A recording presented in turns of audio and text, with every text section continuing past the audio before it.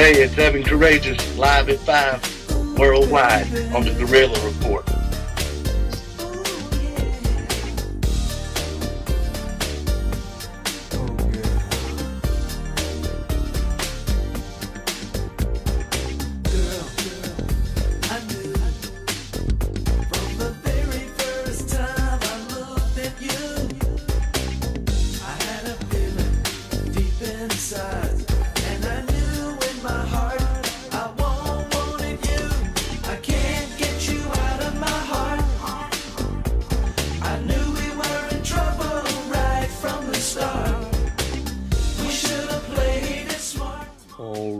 How's everybody doing out there? Welcome to episode 2, season 4 of the Gorilla Report interviews. I am your host, as always, Ollie Harper, and for the next near enough an hour, we have got an absolute treat of an interview for you all today. This is a very exclusive, very rare interview, because the gentleman that I had on the show this week doesn't really do too many of these wrestling talk show interviews, so we're quite lucky to have him. The gentleman joining me on the show this week is a former WCW Cruiserweight champion. He was a part of one of the biggest eras in wrestling in the Monday Night War. We talked about this. We also talked about his time in WCW working with the likes of Goldberg, Eric Bischoff, what his thoughts were on Vince Russo and Ed Ferrara coming in. It's all in there because we have got Evan Karagias on the Gorilla Report interviews this week for you. I'm delighted to announce that this is a big interview, which I hope you will give a listen to. Now, also, I just want to say a big thank you to everybody out there that checked out the Brian Kendrick interview. Really do appreciate that. Thank you very much, everybody. And also to everybody out there giving us some great feedback. You like the way the show's been repackaged, and you're looking forward to the future. We're looking forward to the future, and we are looking much more forward to carrying on bringing you great pro wrestling audio content on this channel. That is the idea going forward. Now, also, just to let you guys know, if you are new to the Gorilla Report interviews and you're using your Twitters, you're using your Facebooks, well, let's tell you how you can get involved. If you want to follow us on Twitter, please, you can go over to @gorilla_report, where you will find all of the latest news regarding the Gorilla Report interviews, regarding up-and-coming guests, show links to up-and-coming episodes. It's all on there, @gorilla_report on twitter.com. And also, the key place for all of the latest and exclusive Gorilla Report interview news is at the Facebook page, the Gorilla Report on Facebook.com. Please do give us a like. It's always appreciated and it helps progress this show. If you want to find out about the latest guests and up-and-coming episodes, it's on Facebook.com as well. The Gorilla Report on Facebook and @gorilla_report on Twitter.com. That is about everything. Another one more little thing before we get out of here. I did actually attend some wrestling this past weekend. I was up in St. Neots for Southside Wrestling Entertainment's Notorious, their annual spring show, and what a show it was. Of course, they had some of the best guys from the UK scene. We had a treat. We got to see Shah Samuels, we got to see T-Bone, Mark Haskins, Styx, Robbie X. Great UK talent that always put on a great performance each and every night. And to top it all off, we had some great international stars, guys like Chris Hero, former WCW star Juventud Guerrera. We had Uhaa Nation, Tommy End. We had the Hurricane, Shane Helms. Absolutely superb. And that is that. And if you do want to find out about anything coming up with Southside Wrestling Entertainment, you can go over to www.southsidewrestling.co.uk for all of the latest Southside Wrestling news. I love the Southside, what they do. They do a great job. The Gorilla Report likes Southside, and we are willing to give them a plug on the show. That is that. Coming up next, we have got former WCW star Evan Karagias joining me on all new Gorilla Report interviews. He's coming up next. Professional wrestling fans, we welcome you back to the Gorilla Report interviews, and the guest joining me this week, well, he's been out of the limelight for quite a couple of years. You will probably remember this gentleman from his time in WCW, World Championship Wrestling, and this gentleman made quite a name for himself in the late 90s, in the early 2000s. He was in the Cruiserweight division, former WCW Cruiserweight Champion. This gentleman went on to do some good stuff, and of course he was a part of the group Free Count with Sugar Shane Helms, and of course Shannon Moore. This gentleman's done quite a good stuff, and I'm very humbled to be talking to this gentleman today, as this is quite a rare interview. You know, if you go online, you're not going to probably find many of these out there, so this is a very rare interview and a very unique discussion today. I'm talking to none other than Evan Karagias from his home in North Carolina. How are you doing today, sir? Doing great. Ollie, thanks for having me on the Gorilla Report. I appreciate that. No problem, sir. No problem. I'll say, again, thank you very much for coming on the show. First of all, the big burning question. What have you been up to since kind of being out of that light in the wrestling business? What have you been doing? Well, you know, I've got a big family, so I've actually been spending a lot of time with two of my sons with collegiate wrestling, so trying to push them to the limit and train them. And I think they're more or less wearing me out now. But anyway, that, and, you know, I started my own business in North Carolina here. It's Rapid Cash Refund. It's an accounting firm, so we prepare personal and corporate taxes for people, and you know, everything from bookkeeping, payroll, money managing. Yeah, as a matter of fact, you know, the entertainment business has treated me well from that sense, because now, you know, one of my big clients is Calvin Richardson, which he actually has quite a large fan base in the UK that just dropped a single, and I think it's this week. I think it's number 28 on the Billboard 100s. Oh wow! So he's yeah, the song's called "We're Gonna Love Tonight." So you know, I get excited for him, and still feel like you know, I'm still dabbling in a different part of the entertainment business as well. Yeah, and so I mean, the entertainment business, it's been part of your life, hasn't it? I mean, from a very much a young age. I mean, first of all, let's talk about your growing up. I mean, you know, you grew up in Gastonia, North Carolina, and you know, from that young age, when was it that you were like, you know, you were loving TV, you were loving, you know, when that age? What age was it?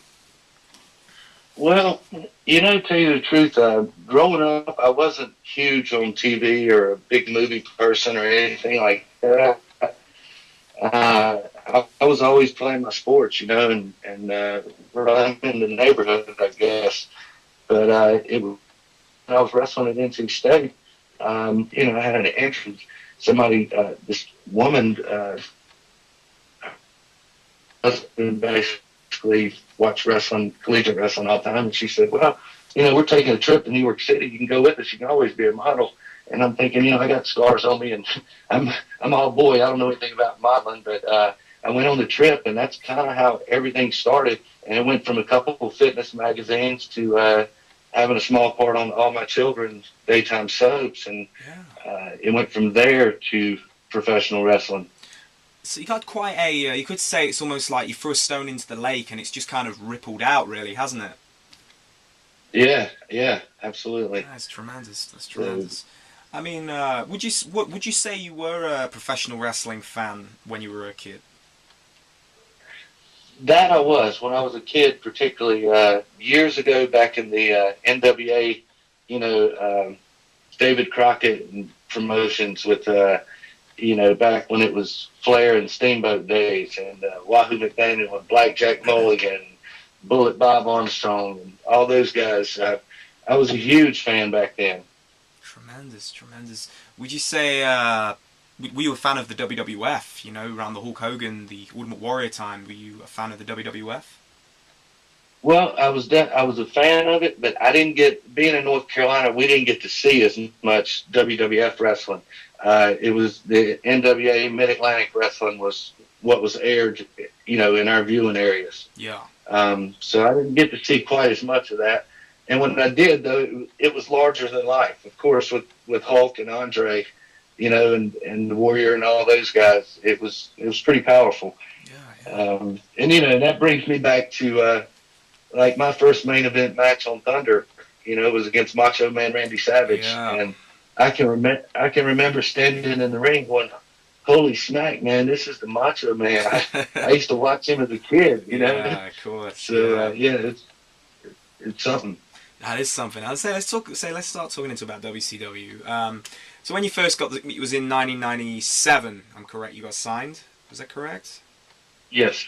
97, and you went down. Yes. You went down to the power plant, where pretty much every guy going in would train there to just really adapt with things. What was your opinions on the power plant? Was it a hard struggle down there? Yeah, it was. The power plant was very tough. I think when I tried out, there was, I want to say like 104 or 105 guys tried out. Yeah. And it was a 3-day tryout. I guess 60% of them were gone after the first day.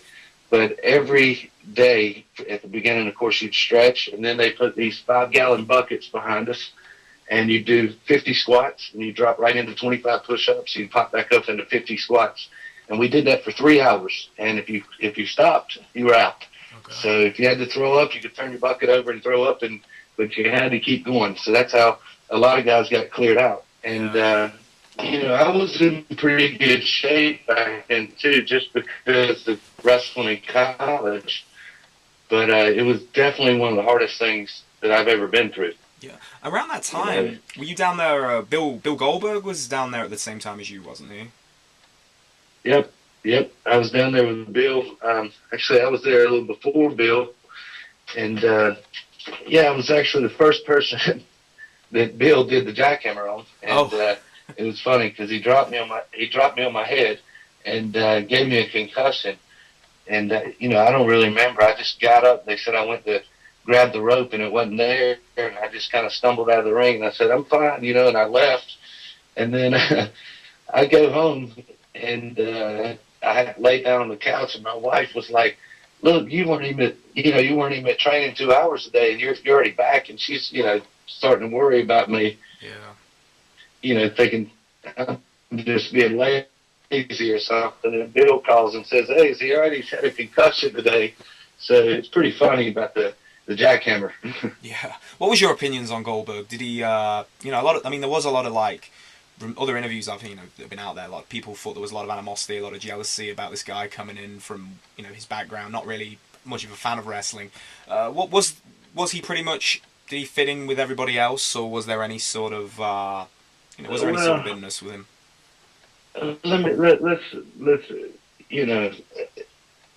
I guess the way to put it is, did he fit in? No. At the end of the day, he didn't. A lot of people kissed his ass. Because, nobody wants to lose their job or getting heat with him. Personally, I like Bill a lot, when I first met him. And then we had our little difference one time, and, I think we're both pretty much over that. But that situation really frustrated me. But, I was the guy that I kept my mouth shut a lot because, I had 3 kids back then, all babies, didn't know what I was going to do next. And every time I turned around, somebody's threatening you or trying to put fear in you about losing your job. And it's kind of sad for a lot of the young guys, particularly that have something to lose. Yeah. Because that fear can mess up the show too, So, but Bill, it's okay. I don't have any anger or animosity towards them now. Yeah. But everybody's going to argue and fight.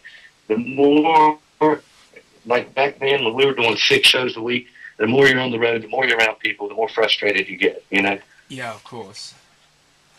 And I'm just saying about... Y'all still with me? I'm still with you. So yeah, pretty much. Let's talk about another thing I really want to talk to you about today is, being in WCW, a lot of people said that, it was a place where pretty much the inmates ran the asylum. There was a lot of backstage politics that went on where guys were being put into these positions where they were able to pretty much book themselves into better positions in the company. What was your thoughts? Being one of the younger guys on the inside. What kind of stuff did you really get to see? In your time at WCW. Well, I'll tell you, I feel like I've seen about it all. Yeah. And we were talking about Bill Goldberg earlier, and he said one time he said, he thought the NFL had the toughest politics he'd ever seen. He said until he got to WCW. And, I think everybody out there knows why. It's because there was no union, so it makes things a little tougher. When you get there, you don't have an audience, so you pretty much have to be at their beck and call until you can build the audience. And then once you've established yourself and built the audience, you're still limited because it's only the writing which is going to elevate you to the next level. A lot of young guys may disagree with what I'm getting ready to say, but for me personally, being so young when I started having a family, I wasn't out there chasing women and competing with the young guys. It's funny because it was Kevin Nash and Scott Hall and, Hulk Hogan. Those were the guys that I got along great with. Okay. And picked their brains. See, they were older and they weren't necessarily chasing women. It was all about making money and business. And I think they liked the fact that, I was chasing a dollar too, man. I wanted to get as much as I could. And at the same time, that hurt me a lot because, I know Double A told me one time, he said, son, the problem with you is, he said, they've already got a Scott Hall and a Kevin Nash. And he said, everybody knows that they're my buddies and they're smartening me up to the game. He said, but they're smartening you up so fast that it scared them because they don't want they can't handle Scott and Kev that they have now, much less bringing in more young guys like them. Yeah. So, that was, and that I got a lot of heat for being, me and Scott Hall were really close, man. And that's, who I stayed with a lot of times on the road. I rode with him everywhere, and hotels and all that stuff. And I got a lot of heat. I mean, hell, even my own partners pretty much stabbed me in the back for a while. But, at the same time, I still talk to Scott some, and I consider him a true friend. So with that being said, it was all worth it. But all the other guys that I don't stay in touch with, obviously, it's just proof that I made the right decisions, Of course, yeah. I mean, what's your thoughts on Scott Hall? What he's been, this year has been one of the, the biggest years for him. I mean, he got inducted into the Hall of Fame only the other month. Mm-hmm. Your thoughts on, how he's been able to sort of turn his life around has been really, really inspirational.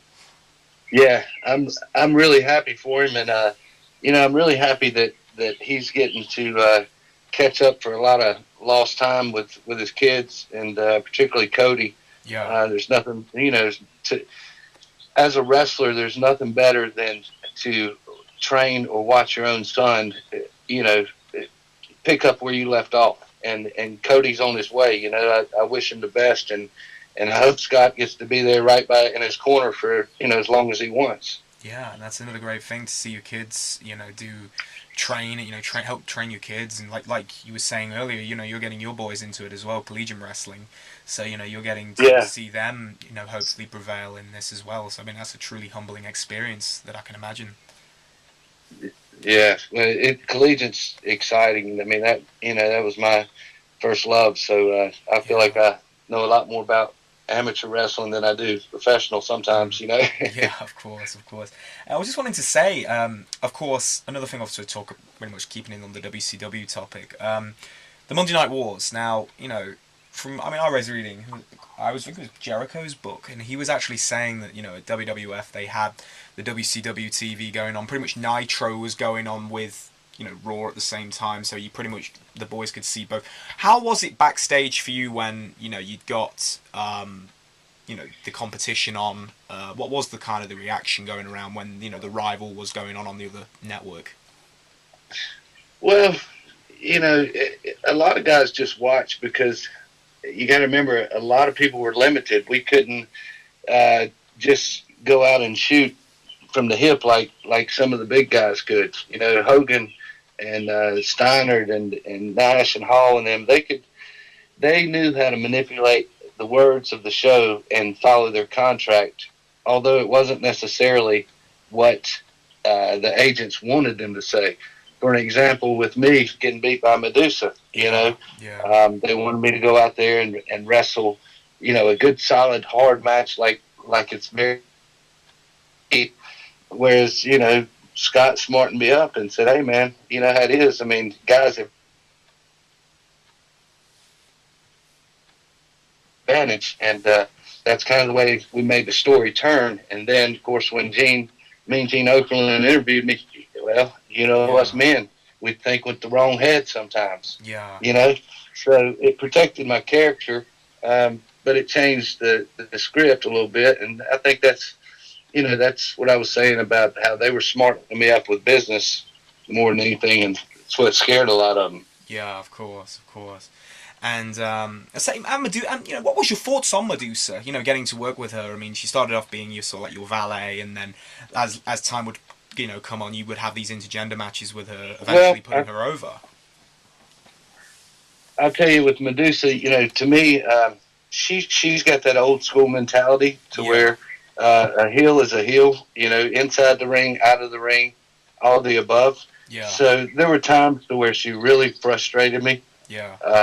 And pissed me off. But, at the same time, when I look back now, I wish if wrestling was what it used to be, where the heels were the heels and you didn't even see the babyface and heels talking together, and the business was not exposed to entertainment, I would probably still be in the business. Yeah. That was the way I loved wrestling. That was, like it was in those NWA Mid-Atlantic days. I think when they exposed it to being entertainment, I think they lost a lot of competition amongst their own viewers, and it hurt them, and they didn't have to do that. Let's face it, look, when Hulk and Andre and all those guys, it was competitive and it was still entertaining then. But it's just when you admit it, the game changes. Of course, a lot of different perceptions come out there of it and stuff. So I know what you're going with that. Man, it's like any other business. Everybody you work with, you don't get along with. Yeah. So there's always something that can be a little shoot from the hip, and that they could have wrote in the storylines. But at the same time, I think it went from pay-per-views being once every 3-4 months or however long it was to every month, and then they try to rush everything to get it in, and in a few shows before the pay-per-view. Yeah. I was going to say also, another thing I'd like to talk about, Glenn Gilberti, aka the Disco Inferno. What was your opinions on this gentleman? Obviously, you got to work with this gentleman on a couple of occasions. What was your thoughts on Disco Inferno? Man, I like Disco. I thought he was a great guy. He's funny as can be, and he's a very caring person. Before I wrestled him for the belt, Disco was definitely one of them in the back that would try to help me learn, particularly when I first started, and when I say learn, I'm talking about in-ring learning, the psychology of a match and stuff. And back then was a very, very tough time because, it was right in the middle, in the thick of the transition of going from, like the old school into modern day.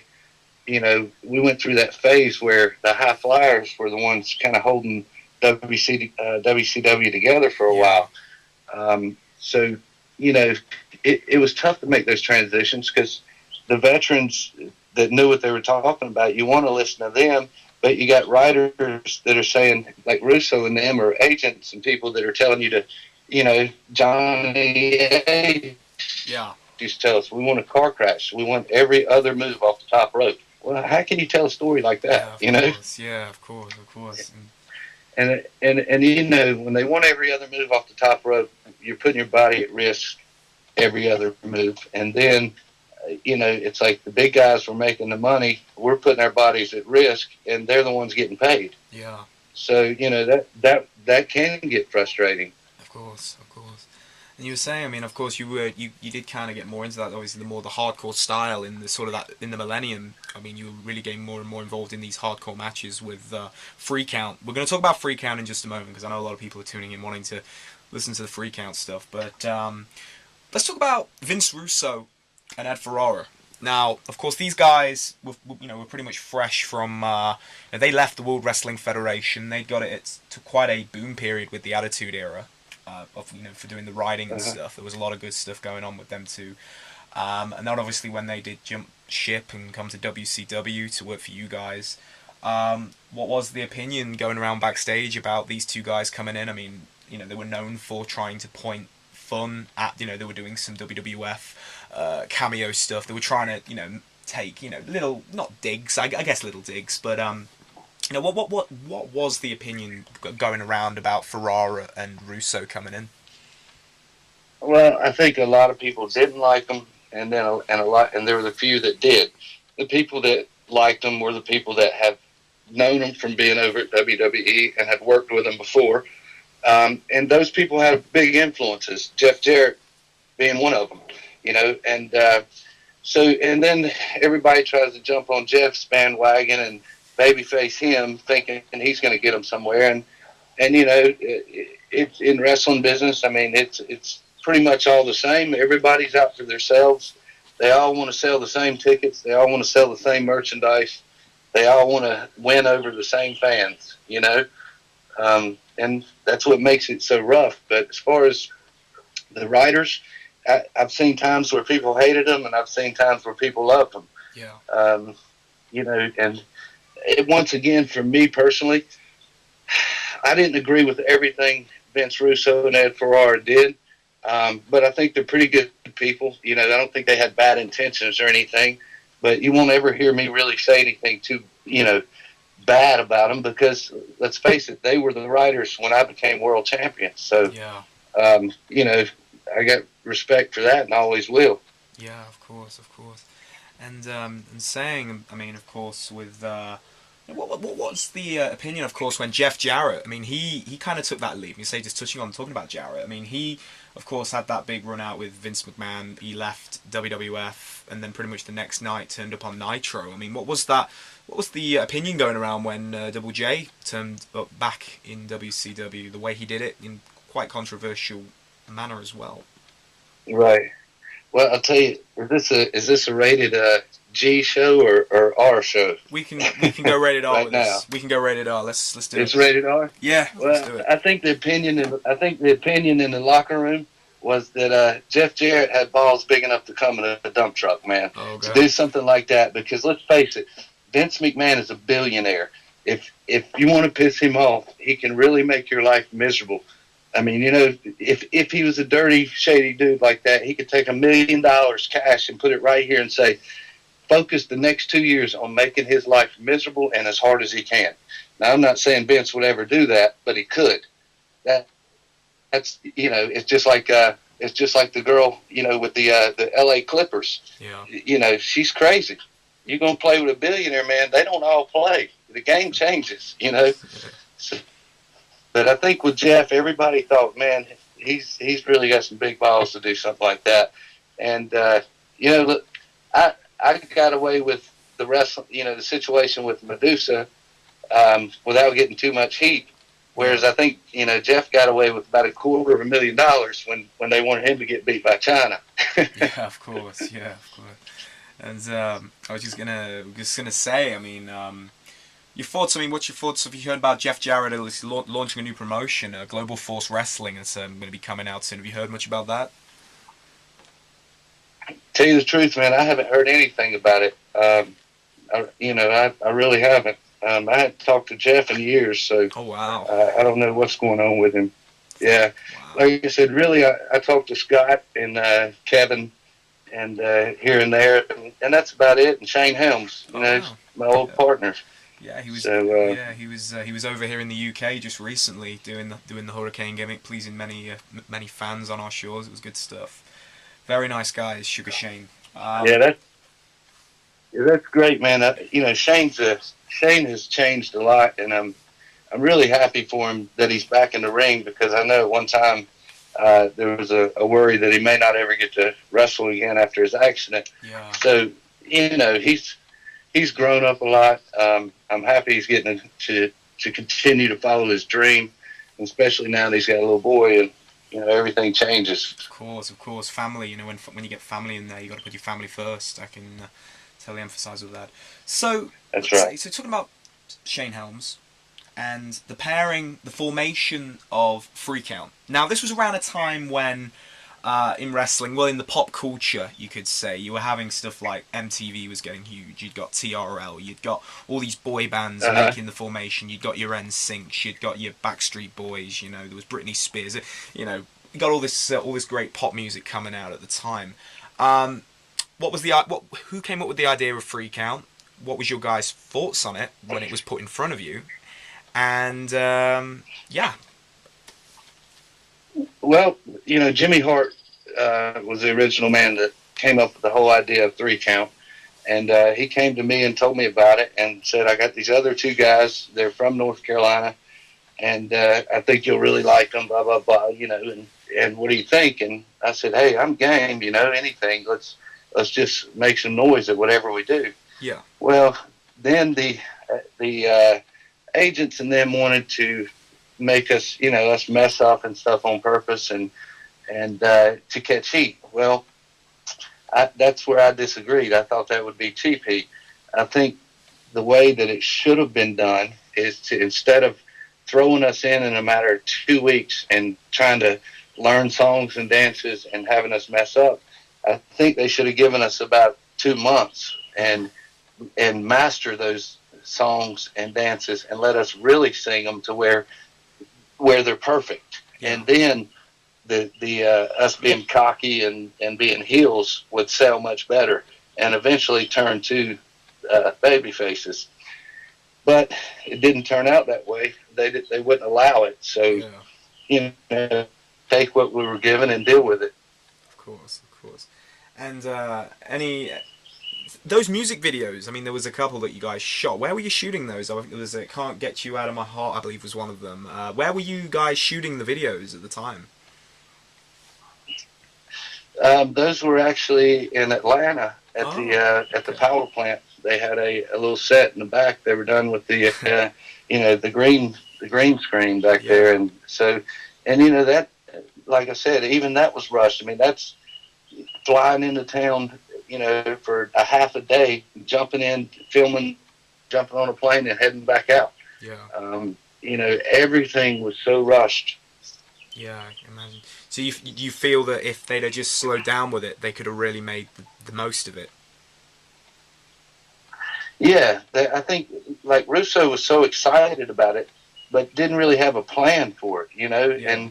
And this is where you take young guys and you give them directions and you say, here's where we're at, here's where we want it to be. Yeah. And you go with it. You don't just say, all right, just go out there and, somewhere in the dance y'all mess up and, you know what I mean, and that'll get your heat, Yeah. Now, there was a time, though, I mean, that we got some sick heat, that's for sure. Yeah. Because I can remember at house shows, man, people throwing stuff at us, Yeah. So, but it was a lot of fun, and back to the politics and stuff. And there was a time where Kevin Sullivan took over and was the agent back there. And Sullivan, because we were small, and he wanted to be rough like back in the days, which is okay. But that's when he started throwing all these hardcore matches at us, and we were doing them 6 nights a week. Oh, yeah, and of course, take smaller guys, wrestling big guys like that, like Brian Knobbs. Sooner or later, you're going to get hurt. And but I look back on it today and I go, hey, thank you for the opportunity, because I will say this: Kevin worked the shit out of us, man. And we've put more TV time in with Kevin Sullivan there, probably than most people that were running the show, because it switched hands so many times. Of course. I mean, you guys. I mean, I remember you had some really, really good matches with the Young Dragons. I mean, there's some really good ladder matches with them guys. There was great chemistry that you guys had with them in the beginning. Absolutely tremendous. I mean, it was something you can check all that stuff out now on the old WWE network. The network's a really good place to check out all that stuff. It's really good. I mean, before we did this interview, I was checking out a few of your matches just to reignite a few things. I mean, do you watch the WWE network at all?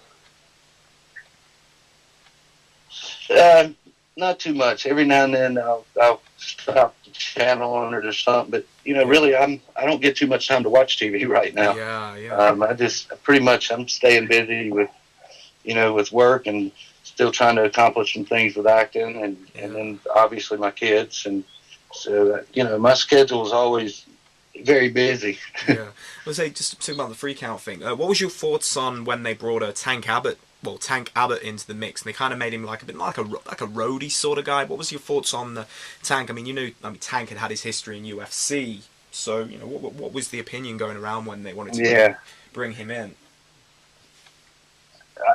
I thought once again it was done wrong. You got a guy that hell, he don't have any front teeth, and he's just big, solid, strong as a bull, and knocks people out for a living at UFC.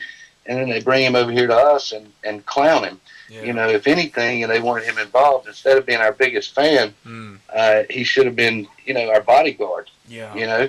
And turn him into a heel. Yeah, definitely.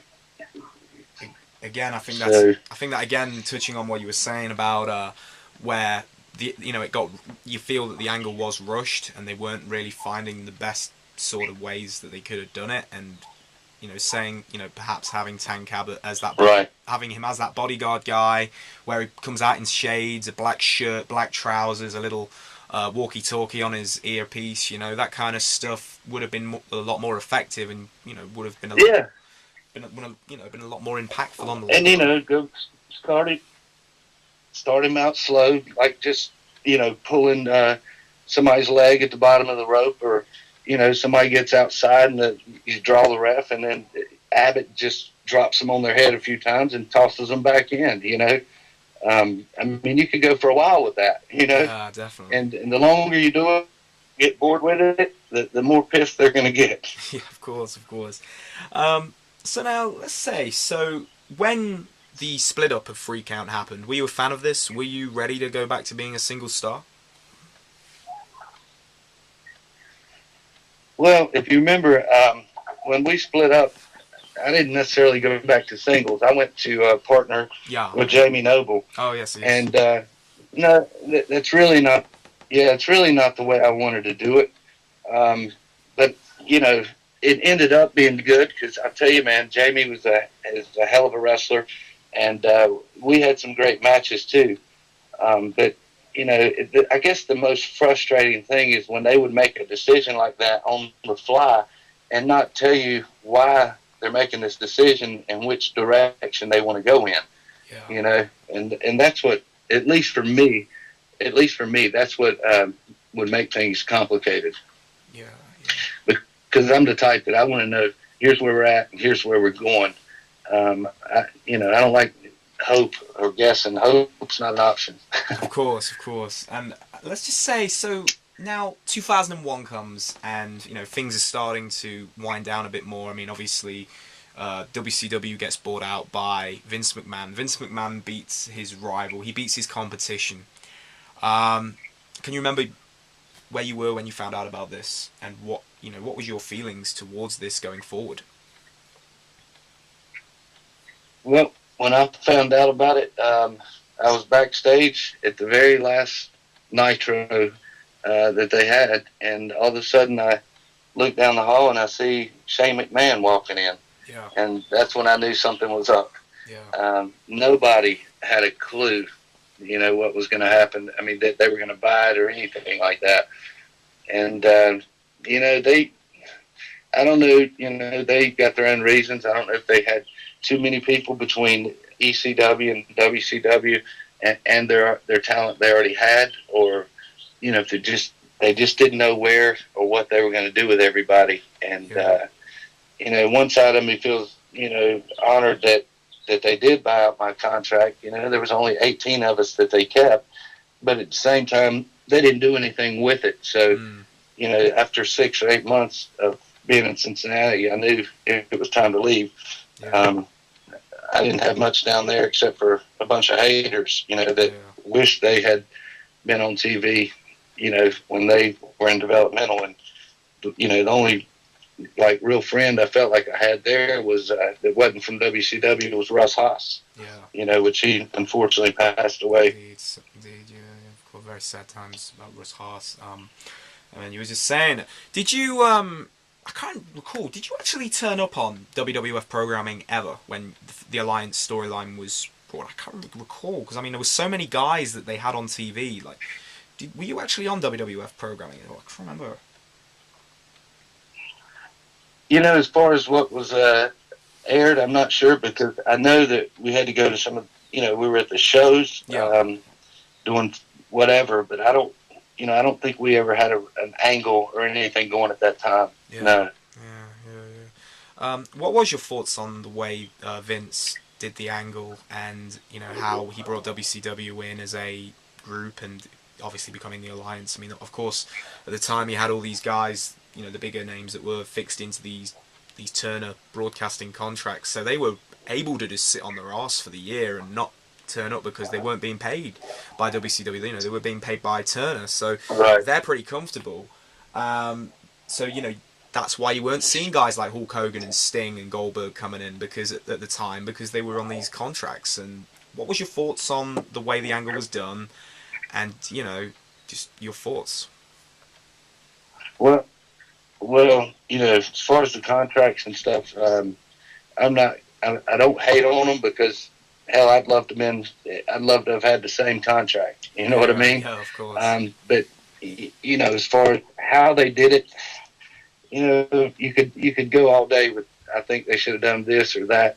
I guess the biggest thing was, they should have just thought things out a little more carefully and intertwined the, I don't know if you want to say cruiserweights or just smaller guys, and combine them.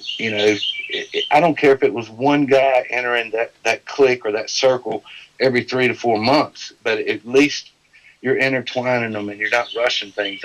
I just think one of the biggest things that has hurt the business, besides UFC, is rushing the stories. Yeah.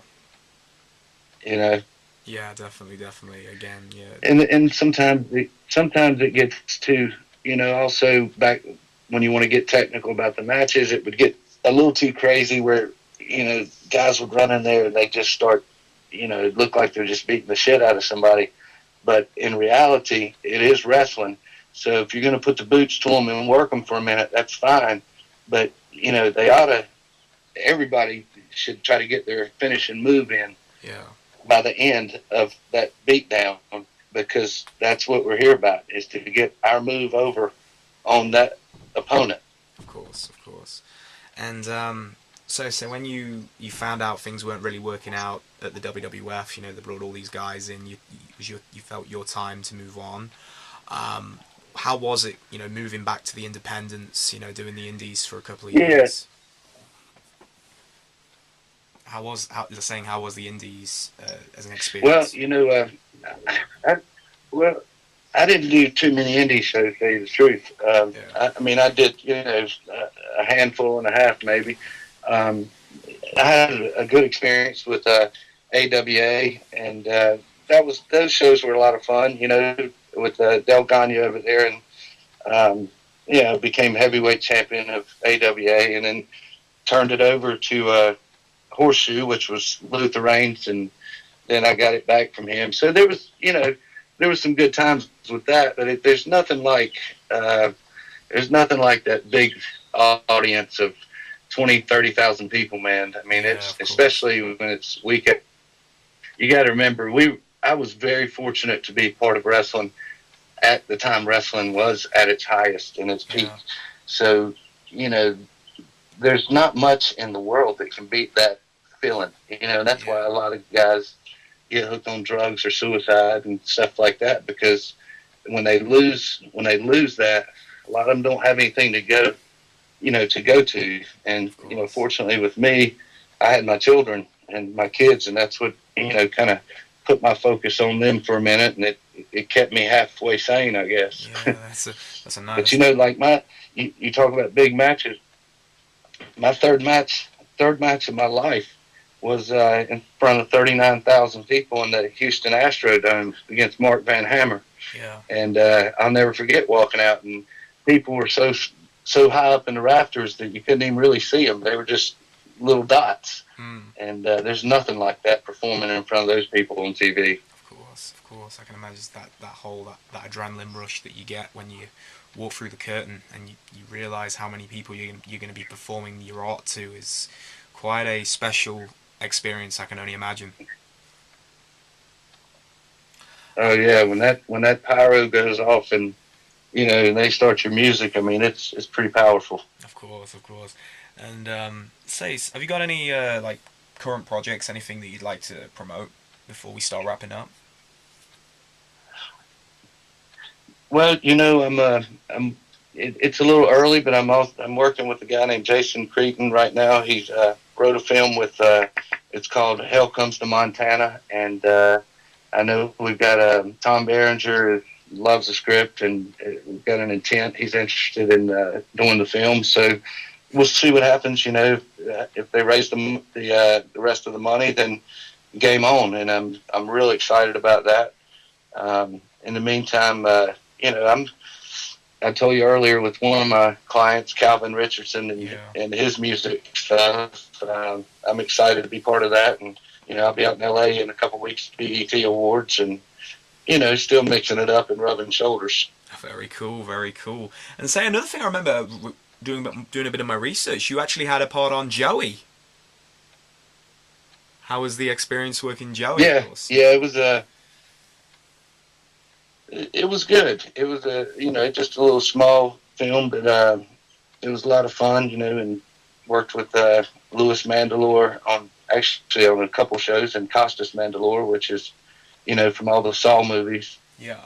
And Louis was Big Fat Greek Wedding. So, I made a lot of friends out there, and I've had a great time when I'm on set and working. It's so much more easier than wrestling, because you take a bump and you get dazed and you try to realize where you're at for a second. Yeah. Well, with film, it's cut, take two. What I mean? Yeah, there's no pressure to me anyway. Yeah, of course. I just want to say, I think that's about wraps it up. I just want to say a big thank you for doing this today. I really have appreciated you coming on the show, Evan. Sure. Thanks for having me, and I enjoyed it. I don't get a chance much to do these interviews, and I don't like to do them unless people are professional, and obviously you guys are. So, thanks for having me.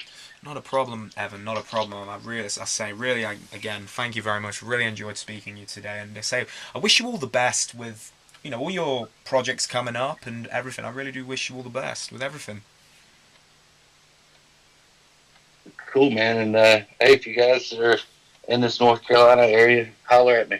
Damn right, we definitely will. But that is that. You have been listening to the Gorilla Report interviews. My name is Ollie Harper, and that is that. Keep on watching your professional wrestling. We will see you down the road, guys. Take care.